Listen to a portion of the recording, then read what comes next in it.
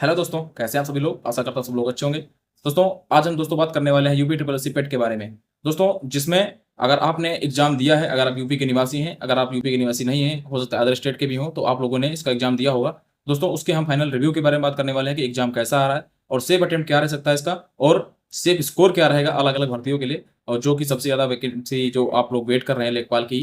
तो दोस्तों, उसमें अगर आपका कितना सेफ स्कोर रहता है तो आप उतने पे बिल्कुल सेफ रहोगे और आपको फॉर्म भरने का मौका मिल सकता है। दोस्तों, ये एक्सपेक्टेड रहेगा। फिलहाल दोस्तों, आज जो है, आज दूसरी शिफ्ट मतलब दूसरे दिन का एग्जाम आज भी होना है। तो दोस्तों, आज जो जैसा एग्जाम होगा तो उस हिसाब से देखा जाएगा कि आज का पैटर्न कैसा आ रहा है। दोस्तों, मेरा पहली शिफ्ट में कल था। तो दोस्तों, उस हिसाब से मैं अपने एग्जाम के रिव्यू के हिसाब से मैं अपना ओपिनियन देने वाला हूँ। तो दोस्तों, उसको मैं आपको बताऊंगा कि कितना, अगर आप पहली शिफ्ट में 6 तारीख की पहली शिफ्ट में अगर आप लोगों ने एग्जाम दिया है तो कितना सेफ स्कोर आप कर सकता है, और सेकंड शिफ्ट में भी लगभग लगभग मतलब एवरेज बराबर ही आया है लगभग। कुछ हद तक जो है कुछ क्वेश्चन ऐसे थे जो थोड़ा सा हार्ड बोले जा सकते हैं, बाकी लगभग लगभग बराबर ही था। ठीक है, तो दोस्तों सबसे पहले हम शुरू करते हैं वीडियो को। तो दोस्तों, अगर आप चैनल पर पहली बार देख रहे हैं तो दोस्तों चैनल को सब्सक्राइब कर लेना और वीडियो को लाइक कर देना।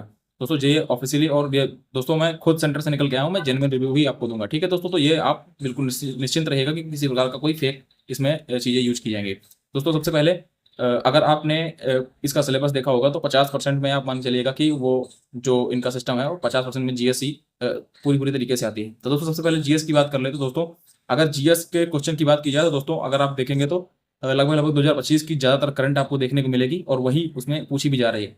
और उसमें ऐसे क्वेश्चन हैं जो हो सकता है कि कुछ लोगों ने वैसे क्वेश्चन देखे हों, और हो सकता है पहली बार ही वहां पर दर्शन हुए हों, ऐसे एग्जाम में ही ऐसे क्वेश्चन के दर्शन हुए हों। क्योंकि जिस प्रकार के जो स्टैटिक के जो डांस वगैरह लोक नृत्य वगैरह पूछे गए, वो मैं हम लोगों ने वहाँ पर पहली बार देखा, क्योंकि ऐसा कोई पढ़ाया भी नहीं और हम लोगों ने इतनी जल्दी उनको देखा भी नहीं, क्योंकि इम्पोर्टेंट के चक्कर में पढ़ते हुए हम लोग जो कॉमन चीज़ें को देखते ही नहीं।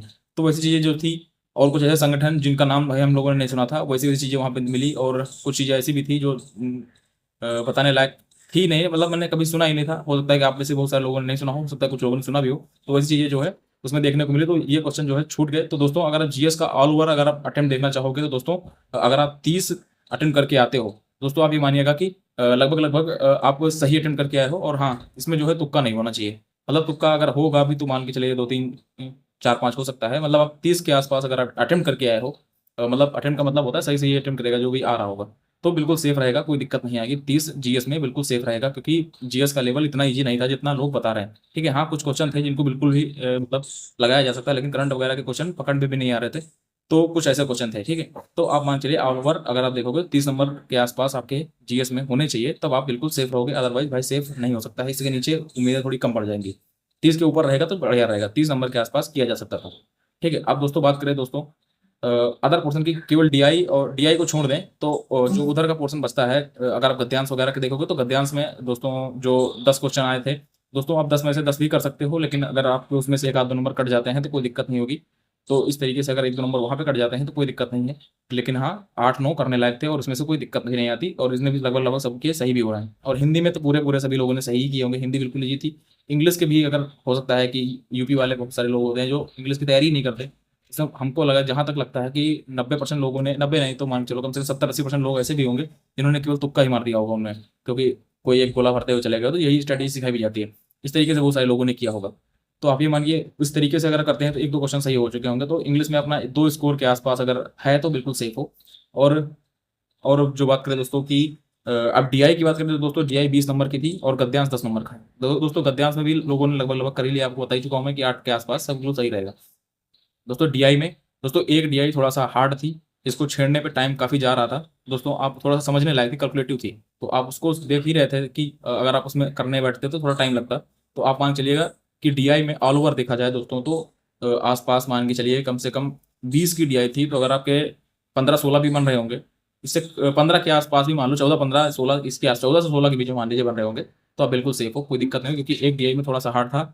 और कुछ डीआई ऐसी भी होती हैं जिनमें थोड़ा सा सस्पेंस में 1 2% इधर उधर हो जाता है, तो वो भी गलत हो जाता है। तो 14 से 16 के बीच में अगर आपका बन रहा है तो बड़ी सेफ हो, डीआई में भी कोई दिक्कत नहीं आएगी। इससे कम पे थोड़ी सी उम्मीदें कम हो जाएंगी। तो दोस्तों, ऑल ओवर अगर दोस्तों बात करें दोस्तों, कैटेगरी वाइज जो सेफ स्कोर अभी के हिसाब से है दोस्तों, पहली से दूसरी शिफ्ट को भी मिला दे तो इस तरीके से मैं बता रहा हूँ। तो अगर आप देखेंगे तो अगर आपके 60 से 65 के बीच में यूआर के बनेंगे दोस्तों, चांसेस रहेंगे कि आपके जो है लगभग लगभग चांस हैं कि आप हर भर्ती को देख पाओ, या फिर लेखपाल तो 100% देख पाओगे 60 से 65 के बीच में अगर आपका स्कोर बन रहा होगा तो। क्योंकि स्टूडेंट जो है, मैंने वहाँ पर जेन्युइनली जो रिव्यू लिया लोगों का, तो दोस्तों बहुत सारे लोगों को 70 अटेम्प्ट भी नहीं हुआ है, बहुत सारे 65 अटेम्प्ट कर पाए।